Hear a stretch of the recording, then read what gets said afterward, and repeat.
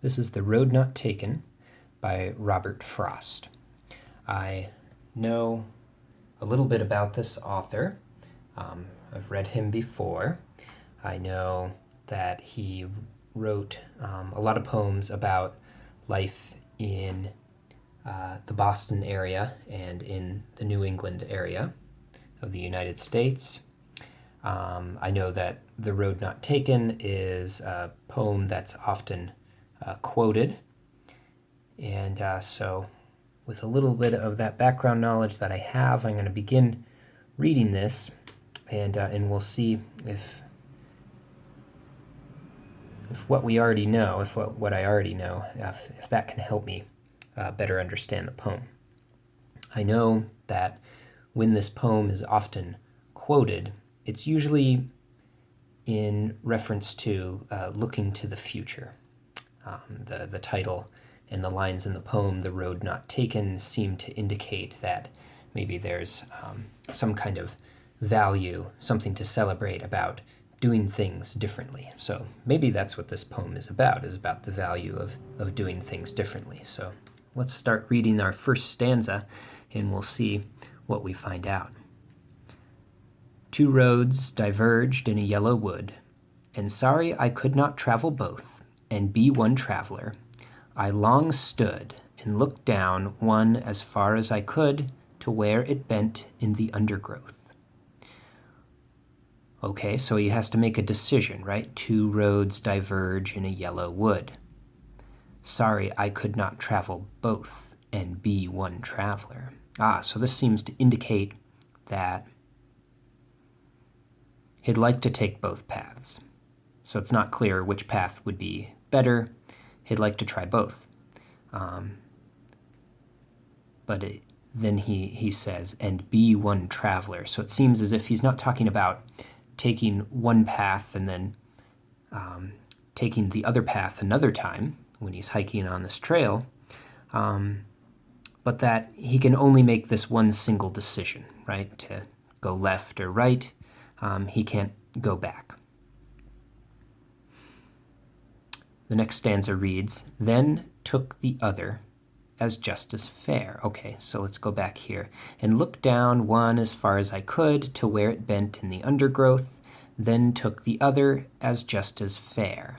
Okay, so he looked down one road, he looked down the other road as far as he could, and took the other as just as fair. Okay, so both roads seem just fine. Either one doesn't look any worse than the other. And having perhaps the better claim, because it was grassy and wanted wear.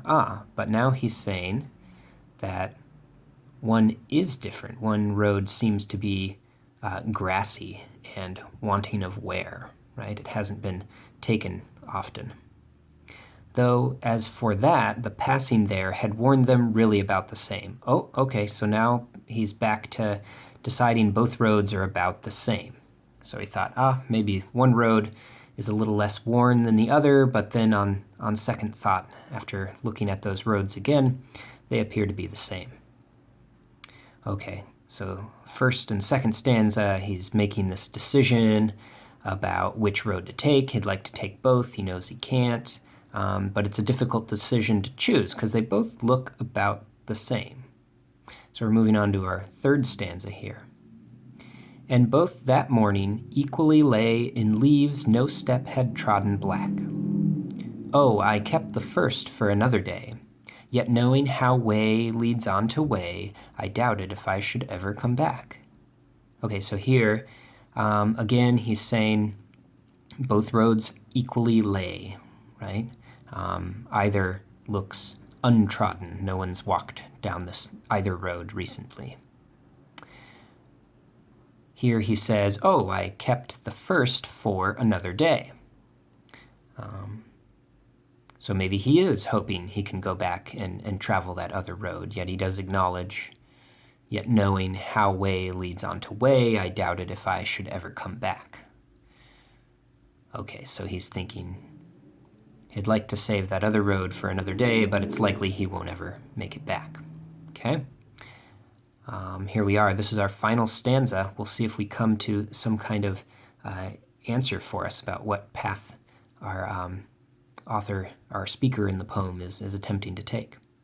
I shall be telling this with a sigh somewhere ages and ages hence. Okay, so now he's thinking about how he's going to tell this story later on. Later on, I shall be telling this with a sigh somewhere ages and ages hence. And this is what he'll tell them when he's reading or sharing this tale.